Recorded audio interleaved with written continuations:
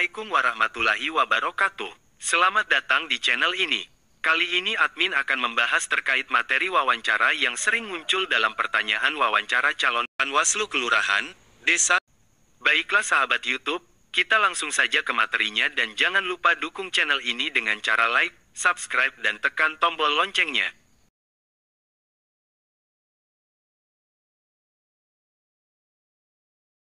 1. Apa motivasi Anda ingin mendaftar Panwaslu Kelurahan, Desa? Jawaban, motivasi saya mendaftar Panwaslu Kelurahan, Desa adalah jika saya lolos menjadi Panwaslu Kelurahan, Desa, pada pemilu 2024, maka saya akan mendedikasikan pikiran, tenaga, dan waktu saya untuk mengawasi setiap tahapan pemilu 2024 yang berkualitas dan berintegritas sesuai dengan asas pemilu yaitu, langsung, umum, bebas, rahasia, jujur, dan adil.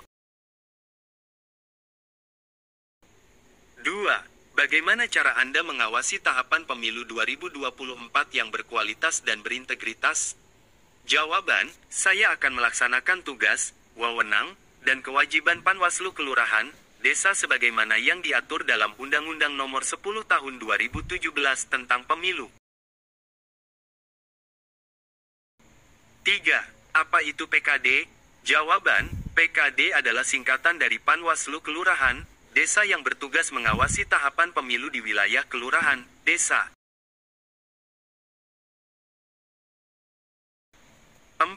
Apa saja tugas Panwaslu Kelurahan, Desa yang Anda ketahui?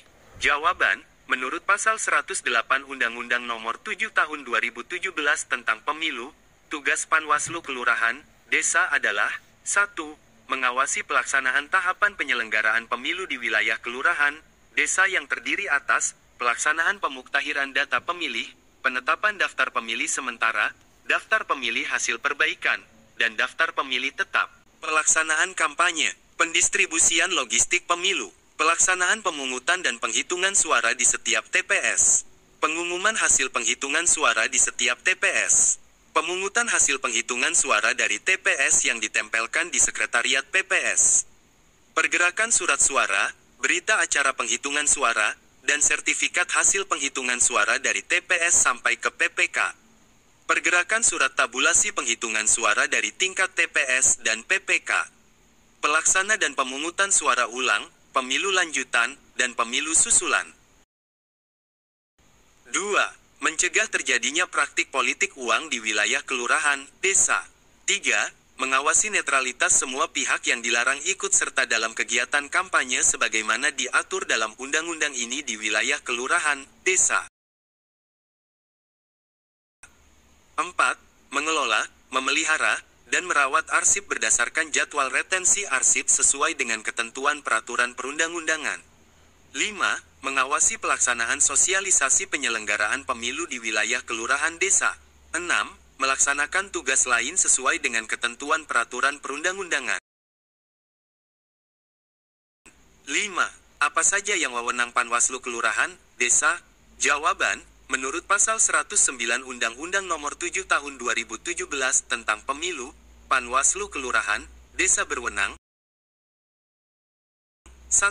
Menerima dan menyampaikan laporan mengenai dugaan pelanggaran terhadap pelaksanaan peraturan perundang-undangan yang mengatur mengenai pemilu kepada Panwaslu Kecamatan. 2. Membantu meminta bahan keterangan yang dibutuhkan kepada pihak terkait dalam rangka pencegahan dan penindakan pelanggaran pemilu. 3. Melaksanakan wewenang lain sesuai dengan ketentuan peraturan perundang-undangan. 6. Apa saja kewajiban Panwaslu Kelurahan Desa? Jawaban, menurut Pasal 110 Undang-Undang Nomor 7 Tahun 2017 tentang Pemilu, Panwaslu Kelurahan Desa berkewajiban menjalankan tugas dan wewenangnya dengan adil, melakukan pembinaan dan pengawasan terhadap pelaksanaan tugas pengawas TPS, menyampaikan laporan hasil pengawasan kepada Panwaslu Kecamatan sesuai dengan tahapan pemilu secara periodik dan atau berdasarkan kebutuhan, menyampaikan temuan dan laporan kepada Panwaslu Kecamatan mengenai dugaan pelanggaran yang dilakukan oleh PPS dan KPPS yang mengakibatkan terganggunya penyelenggaraan tahapan pemilu di wilayah kelurahan, desa, melaksanakannya kewajiban lain sesuai dengan ketentuan peraturan perundang-undangan. 7. Jika Anda sebagai Panwaslu kelurahan, desa kemudian ada kerabat atau keluarga Anda yang meminta bantuan Anda untuk membantu calon peserta pemilu atau tim sukses dalam rangka mengajak masyarakat agar dapat memilih calon tertentu, apa yang akan Anda lakukan? Jawabannya adalah saya akan memberitahukan kerabat atau keluarga saya dengan baik, bahwa saya adalah pengawas pemilu yang dilarang oleh Undang-Undang Pemilu untuk mengajak, mempengaruhi masyarakat untuk memilih calon tertentu peserta pemilu dan diamanatkan undang-undang untuk mencegah dan mengawasi terjadinya pelanggaran pemilu.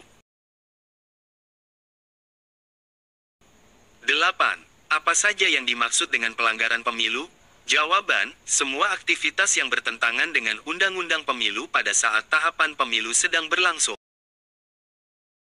9. Ada berapa jenis pelanggaran pemilu dan sebutkan? Jawaban, ada 3 yakni, tindak pidana pemilu, administrasi pemilu, dan kode etik penyelenggara pemilu. Sejak kapan tahapan penyelenggaraan pemilu dimulai dan berakhir? Jawabannya adalah tahapan penyelenggaraan pemilu dimulai 20 bulan sebelum hari pemungutan suara dan berakhir setelah 2 bulan dari hari pemungutan suara. 11. Dalam pemilihan umum tahun 2024, siapa saja peserta pemilu? Jawabannya adalah calon DPR RI, calon presiden dan wakil presiden, calon DPD, calon DPRD provinsi dan calon DPRD kabupaten, kota. 12. Tanggal berapakah hari pemungutan suara?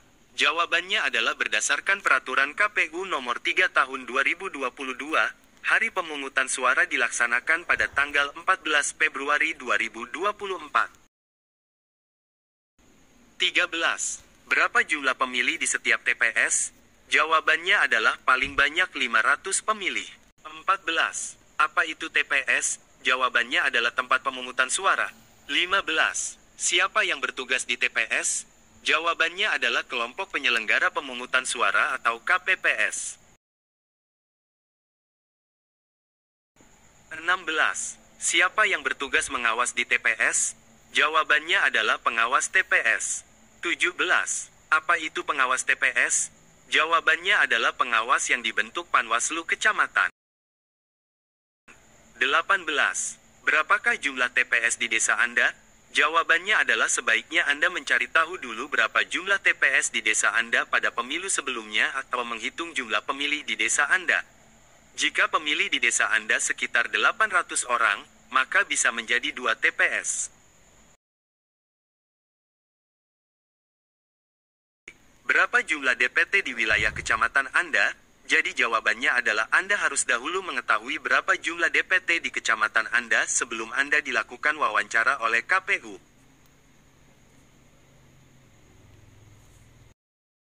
20. Apakah Anda bersedia kerja lembur jika diminta oleh atasan?